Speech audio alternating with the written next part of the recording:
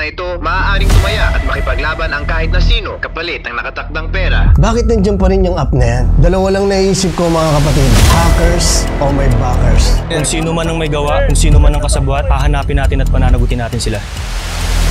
Tataya ka. Lalaban ka. Manonood sila.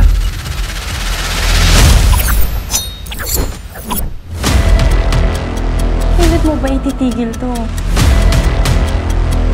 Paano kung matalo ka?